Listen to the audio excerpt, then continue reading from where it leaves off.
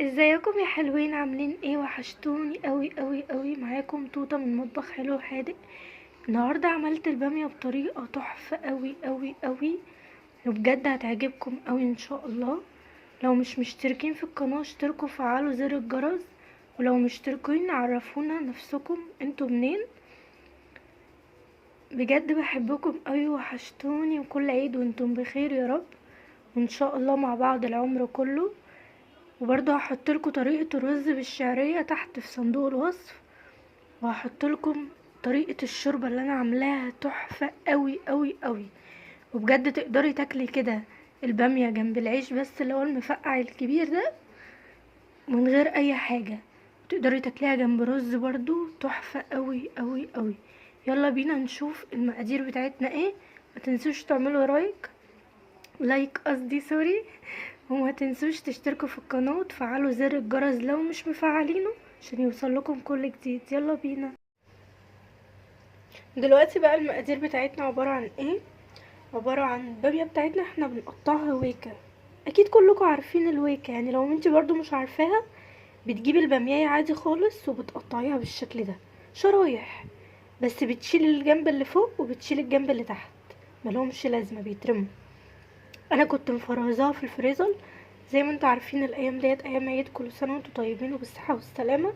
فانا حبيت ان انا افرز باميه وافرز خضار قبل العيد وكده بشويه.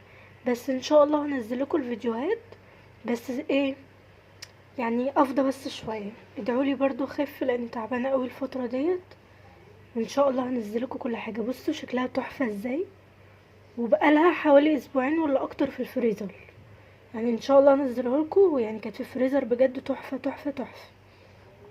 وبرضه هوريكم ازاي. بصوا حافظت على اللي هي تبقى خضرة بالشكل ده، وحافظت عليها يعني ممكن اسيبها سنة كمان في الفريزر. هنزل لكم ان شاء الله الفيديو، بس فكروني. ومعايا معلقة سمنة كبيرة او معلقتين صغيرين، ومعايا التوم عبارة عن ايه، يعني معلقتين توم صغيرين، معلقة هنحطها ومعلقة تانية هقول لكم هنعمل بيها ايه. ومعانا كزبرة معلقتين برضو صغيرين كزبرة، او معلقة ونص صغيرة. ومعايا الملح، ومعايا اللهم صل على النبي اللهم بارك، نذكر ربنا على طول ونذكر الرسول عليه الصلاة والسلام. اكتبوا تحت في الكومنتات وصلوا على النبي. ودلوقتي معانا رشة بصل بودرة على توم بودرة يعني بسيطة. ومعانا فلفل اسود برضو رشة بسيطة مش كتيرة، يعني هو باين في الكاميرا اللي هو كتير بس انا علشان اتبهدل في الطبق شوية. ومرقة دجاج او مرقة لحمة، اللي عارفني ومتابعني عارف ان انا بحب مرقة الدجاج واللحمة قوي. انت لو مش بتحبيها يا ست الكل ما تستخدمهاش، يستكفي بالملح وكفايه قوي كده. انا عشان عندي مرقه برضو لحمه، عشان برضو ايه نبقى مع بعض، عندي مرقه لحمه انا حطاها دلوقتي على النار، فانا ما زودتش توابل. لكن انت لو ما عندكيش مرقه لحمه وهتعمليها قرداحي يعني بنزود شويه توابل بساط قوي. دلوقتي عندنا حله على النار، هنشوف دلوقتي هنعمل بيها ايه. ودلوقتي الحله بتاعتنا في الناحيه التانية اهو، نشغل عليها بقى البوتاجاز، نشغل عليها النار قصدي، او البوتاجاز عادي. وهننزل بقى بالسمنه بتاعتنا اللي هي احنا قلنا معلقه كبيره او معلقتين صغيرين على حسب المتوفر عندك، يعني الاتنين واحد يعتبر. نسيب بقى السمنه تسيح كده شويه، ننزل بقيه السمنه دي حرام كده بقى تسيح ثواني كده ونرجع. دلوقتي السمنه ساحت، هنعمل بقى ايه بمعلقه واحده من الثوم.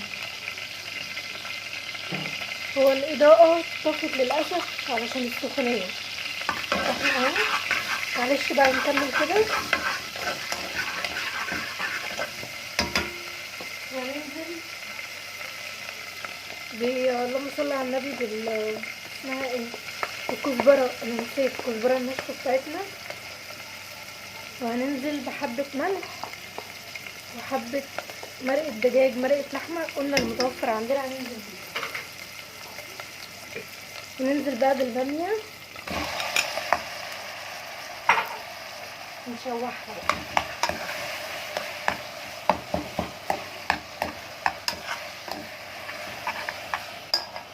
شوحها برضو شويه حلوين. دلوقتي شوحتها شويه والحمد لله الاضاءه اشتغلت.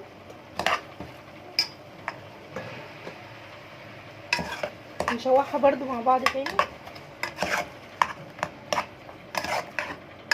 وهننزل بكل التوابل اللي معانا اللي احنا قلنا ايه. احنا الاول نزلنا بمرقه الدجاج ونزلنا مرقه الدجاج مرقه اللحمه قلنا اللي متوفر عندنا، ونزلنا بالملح ونزلنا بالكزبره. هننزل بقى بالفلفل الاسود وكله بقى نقلب بقى كويس قوي كده. كل ده على نار عاليه مش واطيه.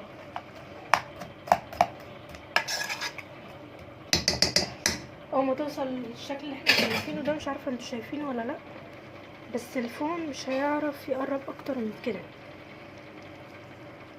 اهو كده. شايفينها ولا لا؟ عشان للاسف السخونيه والجو حر زي ما انتوا عارفين، فللاسف هو ممكن يهنج مننا. ننزل بقى دلوقتي. انا عندي مرقه لحمه يعني عاملاها على النار اهي، هننزل بيها. انت لو ما عندكيش مرقه لحمه ما عندكيش مرقه دجاج هتعمليها عاديه خالص، تعمليها قرداحي. بنحط ميه من الحنفيه بس تكون يعني بلاش الحنفيه، خليه من الكتل. نحط ميه من الكتل. ننزل بقى بالشوربه كده. بسم الله الرحمن الرحيم. اللهم صل على النبي. اذكروا الله في التعليقات تحت. اذكروا الله وقولوا لي بتعملوها ازاي في البلد عندكم. بتعملوها ازاي، بتسموها ايه؟ احنا بنسميها باميه ويكا، معرفش عندكم بقى بتسموها ايه. وبتستخدموا لازم بالفراخ ولا عادي كده بتاكلوها زينا؟ نقلبها بقى كده. في ناس بتحب تستخدمها بالمفراك، بتحب تفركها الاول في الخلاط، لكن بصراحه احنا بنحبها كده، بيبقى طعمها تحفه كده. والدتي عودتنا عليها كده، وستي الله يرحمها عودتنا عليها كده، فتعودنا عليها كده. نزود لها شويه كمان. اول ما تحسي بصي هي كده تمام قوي، نسيبها بقى تغلي مع بعضها يعني تستوي كده، واعرفكم تطفوا عليها امتى. نسيت اقول لكم ان احنا هنسيبها على نار عاليه، مش نار واطيه ولا متوسطه، لحد بس ما تغلي كده معانا. وبعد كده اقول لكم هنعمل ايه. نسيت اقول لكم حاجه حلوين ماما هتقولها لكم بقى. بصوا يا جماعه، اللهم صل على النبي، لو انتوا عايزين تكسروها بمعلقه وشوكه كده، عايزه او تفركيها بمفراك او بالكلام دوت، عايزه تاكليها كده بحالها على الرز برضو بتبقى جميله، في انت على الخلاط حسب برضو. راحتك. وفي الخلاط برضو ممكن تضربيها، بس احنا عشان احنا عندنا بيحبوها كده، يعني تعصري والدتي عليها عودتنا ليمون على كده وكل وتعصري عودنا كده. عليها وتحطي عليها شطه وكليها كده وادعيلي. ولو عندك قرن فلفل اخضر حطيه وانت بتسويه، بس احنا بقى للاسف ما عندناش. وبالهنا والشفا على قلبكم.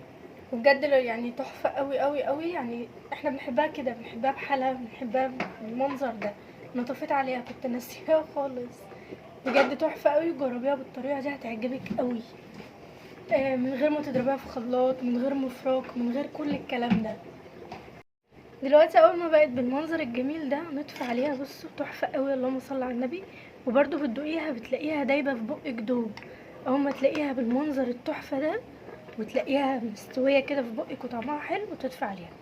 ناقص خطوه اخيره هنعملها وخلاص كده. دلوقتي بعد ما نزلنا الباميه من على النار هنعمل ايه؟ معايا معلقه سمنه. لو تفتكروا انا قلت لكم ان انا كان معايا معلقتين صغيرين او معلقه كبيره.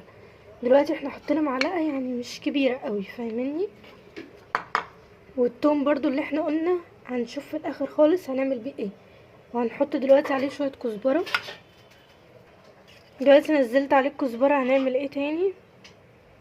نزلت عليه الكزبره وهننزل بقى عليهم على السمنه كده، وهنحطهم على نار يعني ولا هاديه ولا عاليه، متوسطه، لحد ما يحمروا.